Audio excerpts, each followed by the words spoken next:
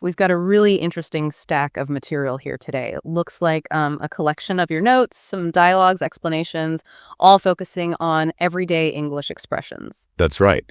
And think of this as us diving into your sources, the things you've gathered. Our mission really is to unpack these phrases and usages you've highlighted.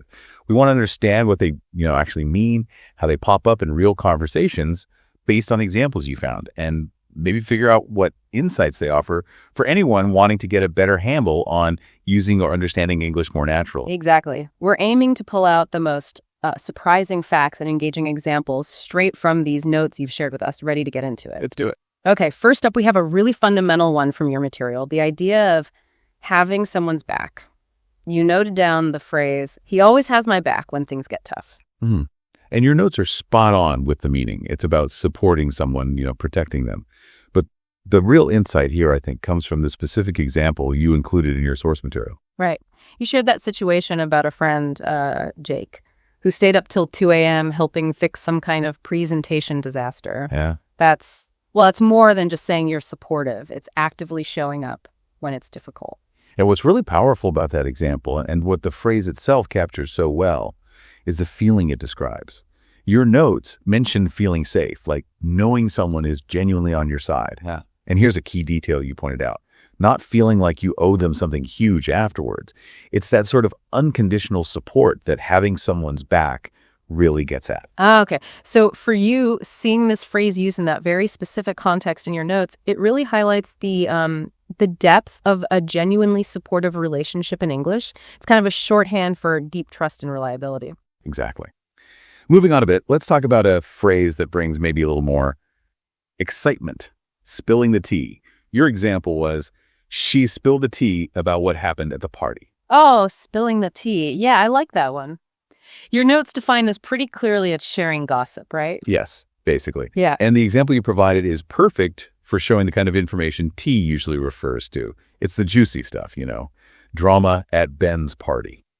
Specifically, Lisa showing up with Max after saying she was sick and then getting into a fight. And your notes describe the scene with such energy. You wrote total chaos happening right in front of the speakers. So spilling the tea isn't just like sharing random news. It's delivering that kind of vivid, often dramatic information. Right. It's a phrase that adds a bit of color, a bit of anticipation to the conversation. Understanding it is definitely key if you want to follow those kinds of conversational stories, the ones with a bit of intrigue. Okay, let's switch gears completely. Finances. You noted the phrase, saving up some dough, as in, I'm just trying to save up some dough for a vacation. Yeah, dough. Your material is very direct here. It explicitly says dough means money in this case. So it's about saving money, accumulating it. And the example you included really makes this clear, especially maybe for someone new to the slang. It involves a parent feeling tired from the kid's energy, needing that vacation, and then having to explain to a child that dough isn't, bread dough in this context. That moment of potential confusion really highlights how specific the slang use is. Exactly. So for you, encountering this in your notes confirms that dough is a casual, pretty common way to talk about money in certain situations. Right. And recognizing it is, it's essential for understanding those everyday chats about saving or spending. Okay, here's one I think almost everyone can relate to feeling sometimes. You noted wrapping your head around concepts, and the example phrase, I couldn't wrap my head around that concept. Ah, yes. Your notes capture this feeling perfectly. It means you're just unable to understand something, finding it genuinely hard to mentally grasp. Your notes even call it a slang way of saying you're struggling with something complicated. The specific example from your material is so vivid, trying to understand quantum entanglement from a lecture. Boy. Even after reading the chapter 3 times, that really is peak, can't wrap my head around it. And I like that your notes didn't just stop at the problem. They actually included suggested solutions, like looking at explainer videos or asking a friend who's described as a quantum genius. Right. That whole picture, the struggle and the potential fixes, really brings the phrase to life. It shows how it's used when discussing genuine intellectual hurdles. It really does capture that feeling of intellectual struggle, doesn't it? And recognizing that phrase, wrapping your head around something, it sort of validates that experience in English conversation. Like, it's okay, you're not alone in finding things tricky sometimes. Now, for a phrase that's incredibly common, especially in, say, work or project settings, needing to touch base, your example was We need to touch base about the project soon. Yeah, this is one where the meaning is pretty functional, I think. Your notes explain it just means to connect or catch up, have a quick chat, or maybe a short meeting to get aligned on something. Mm-hmm. And the example you provided really grounds this in a specific scenario, discussing a new marketing campaign project, needing to touch base to go over the social media strategy and the final budget numbers, Right. and the suggestion of a specific time and place tomorrow at 11 in the small conference room shows just how concrete this touching base can be. It's not necessarily vague. And your notes even included that little detail about its possible origin, baseball. Yeah, that makes sense, doesn't it? Like running to a base before moving on to the next play. A quick check-in point. Ah, okay. Precisely. So for you, understanding touch base is pretty crucial because it's such standard professional shorthand, or even just for group projects. Your notes specifically mentioned how knowing this helps avoid that awkward feeling of just nodding along, not knowing what people meant. It's a clear signal. Brief check-in required. All right, let's talk about the opposite of engagement, boredom. Your notes address this with the term snooze fest, the example. The movie was a total snooze fest. Simple definition here. It was super boring. So dull it felt like you'd actually fall asleep.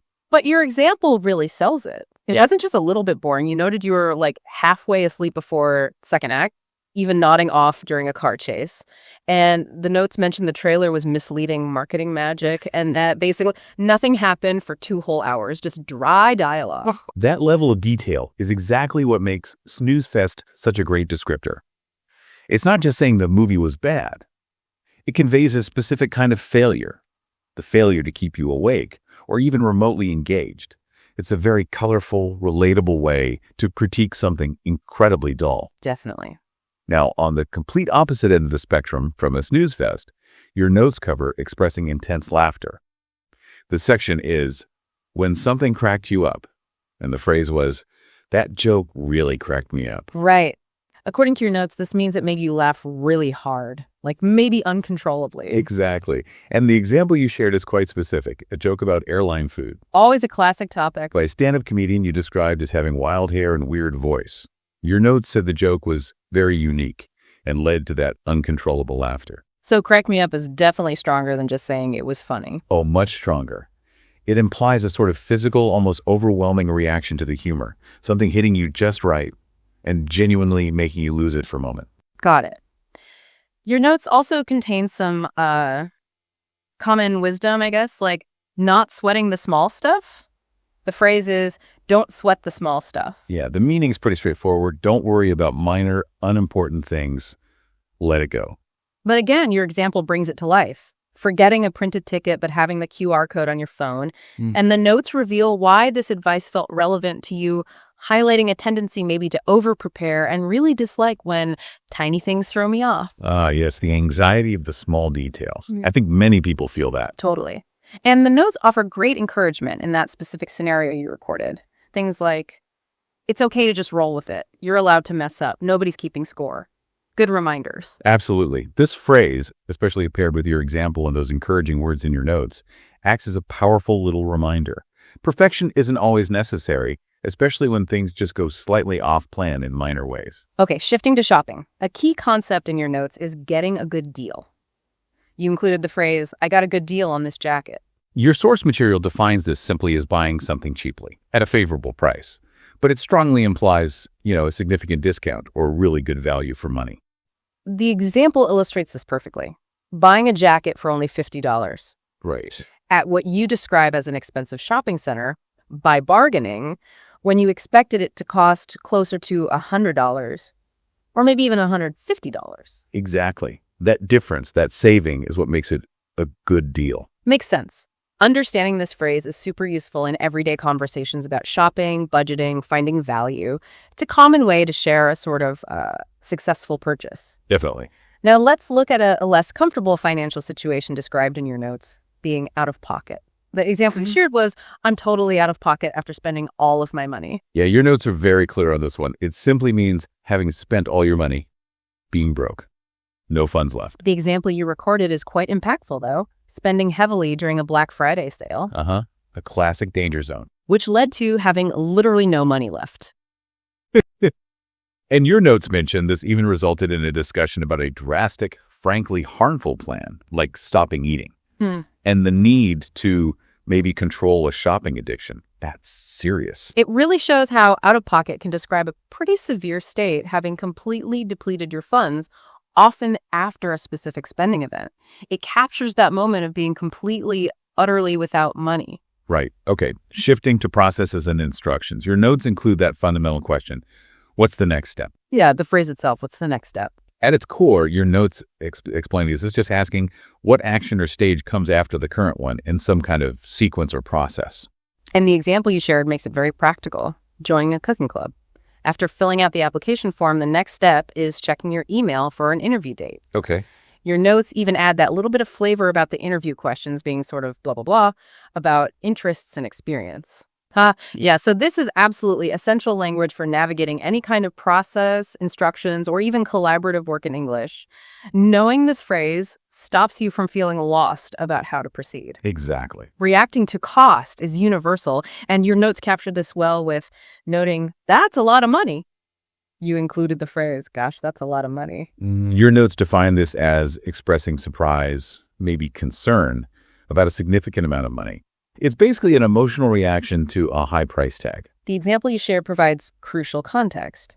A university student's monthly expenses. Right. Adding up to $2,000 before even considering tuition covering rent, utilities, internet, all that stuff. And your notes mention their struggle to cover it with only part-time jobs and scholarships. Seeing that total, $2,000 a month just for living costs. Yeah, the reaction, that's a lot of money, is completely understandable. It's a very common, very relatable phrase when discussing significant expenses or financial burdens. Definitely feels relatable. Your notes also touch on thinking about personal change. Specifically, recognizing a great time to make a big life change. The phrase you noted was, I believe this is a great time to make big life changes. According to your material, this suggests that now is a timely or appropriate moment to make a really significant decision or shift in your life. And the specific example you provided paints a very clear picture of the trigger for this thought. Feeling stressed, overwhelmed with work, maybe hopeless, lacking motivation at a current job. Yeah, sounds tough. This dissatisfaction leads to the thought of wanting to quit and take a vacation, which is then framed as that potential big life change. It's a powerful phrase, isn't it? It takes a negative situation like stress and dissatisfaction and sort of reframes it as an opportunity for significant personal transformation. Precisely. Okay, let's look at a couple of phrases that really emphasize urgency. First, you have understanding it's now or never. Your example. You must do it today. It's now or never. Your notes explain this means this is basically the final opportunity to do something. It strongly highlights the need for immediate action. Last chance. The example is quite relatable, I think. A friend who's been unemployed for 2 months, constantly putting off the job search until tomorrow. The emphatic, it's now or never, is a direct push against that procrastination. Especially as your notes humorously contrast it with being distracted by cat videos. Right. Classic procrastination fuel. So it's the phrase you use when that window of opportunity is really closing. Yeah. And you need to make it crystal clear that delaying any further means missing out entirely. Got it. And related to urgency, you also included declaring, I've got to do it now. The phrase was, I've got to do it now or I will be scolded by the manager. Your notes confirm this simply means I must do this immediately. No delay possible. The example here is clearly workplace pressure, being buried in work, maybe unable to even take a lunch break. Been there. Because a specific task absolutely has to be finished right away to avoid, well, negative consequences from the manager, getting scolded. Yeah. So this phrase, unlike now or never, feels less about a fading opportunity and more about immediate obligation, often driven by external authority or the threat of a negative consequence. That makes sense. Your notes also captured a phrase expressing a strong sense of limitation, feeling, I literally don't have an option. The example was, I literally don't have an option to choose any field at university. According to your material, this conveys a feeling that, well, no choices are available, often because of perceived personal limitations. The example is quite poignant. Difficulty choosing a college major because of a feeling of being unqualified. Yeah. Your notes say, no neck for anything, terrible grades, can't sing, dance, or play sports. Even being good at drawing is mentioned, but then there's that added pressure from parents who apparently see arts as a waste of time. That's complex. It is. And it highlights that this phrase, literally don't have an option, isn't always about a factual lack of options. It's often about a deeply felt sense of limitation or constraint, whether that's internal or external, just like in that complex example you recorded. Interesting distinction. Now, a much simpler phrase, indicating maybe a lack of deep thought or focus, is saying, I didn't really think about it. Your example, I didn't really think about it. Your notes explain this can mean a couple of things. Either you hadn't considered something before, or maybe a particular observation just wasn't your focus, something you don't have strong feelings about. Right. And the example you shared is a perfect illustration of that second meaning. Being asked if you enjoyed a party, good food, good music, and the response is, not really. Then when asked specifically about pretty girls surrounding you, the response is, I didn't really think about it. The explanation that followed in your notes about just observing noisy people or girls who flirt and they go and not finding true love at parties shows that I didn't really think about it can be a way to dismiss something, to say it wasn't the interesting or important part of the experience for you.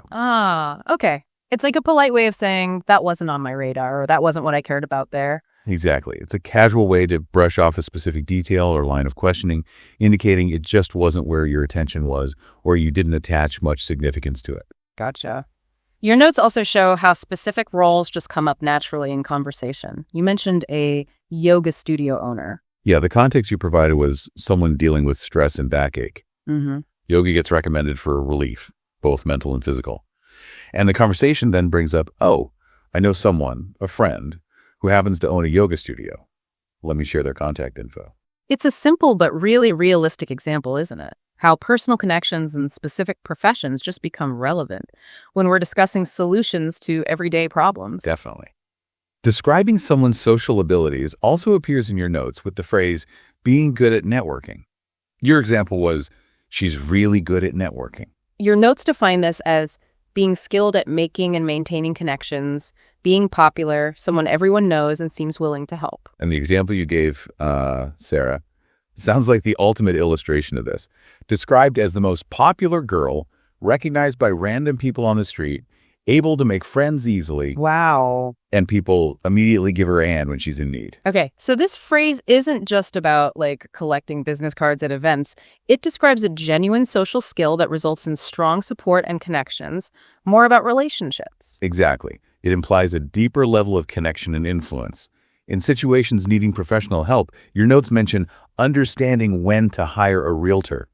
You included the phrase, I think you can hire a realtor. The context in your material sounds quite serious here. Yeah. Wanting to move immediately. Yeah. Because the current neighborhood is declining. Increasing crime rates, multiple break-ins mentioned, plus the house is far from work. Right. A lot of pressure to move. So, hiring a realtor, a real estate agent, is suggested as the practical solution to find a new, safer place quickly. And your notes even added that detail about finding trustworthy agents online. This just shows how the phrase comes up naturally in conversations about needing professional help to navigate significant, sometimes really urgent life changes like moving under difficult circumstances. Making a conscious decision to learn a new skill is captured in your notes with deciding to sign up for a cooking class. The phrase is, I think I have to sign up for a cooking class. The context you provided for this one is quite charming, actually. Wanting to learn new recipes, go beyond basic skills, specifically to cook for a partner. Yeah. Even though the partner insists your current cooking is perfect. That's sweet. Right. Your notes mention the partner suggesting alternatives like TV shows or internet videos, but you feel a formal class is needed, partly because, as noted, the partner is too busy to try new things themselves. This shows the phrase being used when making a deliberate choice for formal learning, often driven by a specific goal, maybe a relationship goal, even when other learning methods or external validation are present. Yeah, it's about wanting that structured learning. A very common, usually positive conversational topic in your notes is simply discussing a new job. Right. Your material includes a conversation snippet congratulating someone named Henry on starting his new job just a week ago. Okay. It then goes into detailing the positive aspects, a dynamic environment, excited colleagues, a nice manager, and Henry's own hopes to learn and grow in the position. So this just highlights how a new job serves as a common catalyst for positive conversation, focusing on excitement, new beginnings, and future potential. Standard small talk, but important. Absolutely. And a fundamental interaction when facing difficulties is the act of asking for help. Your notes show phrases like, Guess we'll have to ask our teacher for help. Or maybe we could ask the smartest person in our class. Your notes confirm this is simply requesting assistance from someone else when you're properly stuck.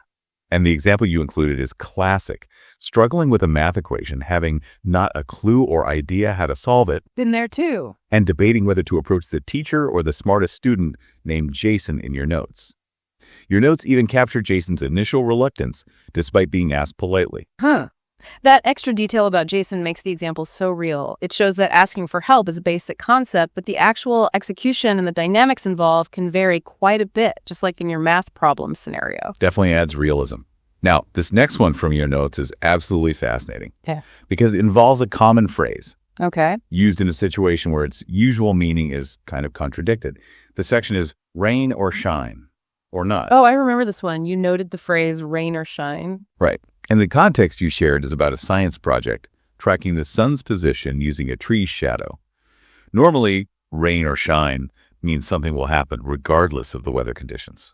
But the punchline in your notes, the project was canceled precisely because it's raining outside. Exactly. It's a perfect, slightly ironic example of how practical reality can completely override the idiomatic meaning.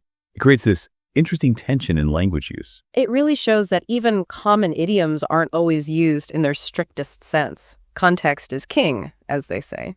That's a great little observation from your material. It is. Another example where expectation meets reality is navigating the biggest bookstore in town. You included the phrase, "This is the biggest bookstore in town." Right. Your notes show this phrase setting up a clear expectation. You're looking for specific, maybe out-of-print classic books, so you assume the biggest store will definitely have them all. But then your friend offers alternative suggestions. Check the library, or maybe get a different gift like a reading lamp for your bookworm sister, because those desired books might not actually be available for purchase, even in the largest store in town. So the biggest describes the scale, sure, but it doesn't guarantee availability or having everything. It sets an expectation that might not be met. A common enough scenario. Exactly. It highlights that gap sometimes. Your notes also contain a more philosophical reflection on difficulty, acknowledging things aren't always easy. You noted the phrase, "things aren't always easy." Your material explains this is a general statement used to express the situations can just be difficult or complicated. It's just how things are sometimes. And the example you provided grounds it firmly in a professional struggle. Trouble with a client over a proposal. Oh, yeah. Being made to change it, your notes say, like 6 times. Because the client kept shifting, demands cost too high, then the plan was too plain. Yikes. Sounds frustrating. And it led to getting a lecture from the boss, apparently, for telling the client they can't have it all. Whew. So this phrase, "things aren't always easy," often comes up as a sort of resignation, a way to acknowledge the inherent difficulties in certain tasks or relationships, especially in work contexts where expectations and reality often clash. That feels right. It's a way of acknowledging complexity. Sharing personal history also comes up with the very simple statements, like having lived in Shanghai for a long time. Oh. You included the phrase, "I have lived in Shanghai for a long time." The context is straightforward, discussing a friend, Maya, who is moving to Shanghai for work. Using this phrase just establishes your personal experience there. Credibility. Exactly. And based on that experience, which you describe in the notes as amazing, you then offer to give tips to your friend who's making the move. So it's a simple phrase, used effectively in conversation to establish relevant background or credibility before offering advice or sharing insights on a particular topic. Precisely. Expressing emotion directly is obviously fundamental, and your notes include the simple but very significant phrase, "I miss my best friend." Yeah, the context you provided for this is quite poignant. Your friend Ava is sad, not hungry, because her best friend Olivia moved to the UK with her family. Ava feels forgotten because they haven't spoken in a week, which is unusual for them. They usually talked every day. And her friend Dave's response, encouraging her to give Olivia time to adjust, adds another layer to that whole emotional situation. It does. So this phrase directly conveys that feeling of loneliness, that sadness over a friend's physical absence, captures a very common and deeply felt human experience. Very much so. And finally, a very basic everyday expression, but used in a specific context in your notes. Simply stating, "I'm so hungry." Right. The context is relatable. Standing outside a bakery. The window gazing. Exactly. Staring longingly at cakes but unable to buy them because your allowance is being saved up for a gaming console. The eternal dilemma. Totally. So the phrase, "I'm so hungry" here isn't just a statement about physical hunger. It's loaded with the desire for those specific cakes you can see but can't afford. And it leads directly, in your notes, to a kind offer from a sibling to buy the cakes on me. Yeah, it's a simple phrase that, in the specific scenario from your notes, sets up a whole little mini drama of temptation, financial constraint, and ultimately generosity. A nice vignette. Wow, that was a fantastic deep dive into your notes. We really covered a lot of ground there, went through a whole spectrum of everyday English, didn't we? From those really expressive idioms like spill the tea or have your back, to super functional phrases like what's the next step? And even those simple statements like I miss my best friend or I'm so hungry, just seeing how they actually work in the specific real world examples you provided. And I think what really stands out looking back at all that is exactly how understanding these usages pulled directly from the conversational examples in your material can make English feel so much more natural. It helps you navigate those real interactions that often go way beyond just the textbook definitions. Yeah. Exactly. Paying close attention to these specific phrases and the diverse situations you noted them in, the struggles, the celebrations, the mundane stuff, the urgent moments that can dramatically boost your confidence, both in understanding and maybe even using English out there in the wild. Yeah. And we connect this to the bigger picture for a second. Looking at your material really highlighted how much meaning is packed into these seemingly simple everyday phrases, meaning that's often understood more through context, through connotation, than just the literal words on their own. So it kind of raises an important question maybe for you to consider going forward. Given how much nuance is clearly present in these real-world examples you collected, what else might you be hearing in everyday conversations that has a deeper or maybe just a slightly different meaning than you initially thought? And how can focusing on these actual uses straight from your own sources help you truly hear the full picture? Something to mull over, perhaps, until our next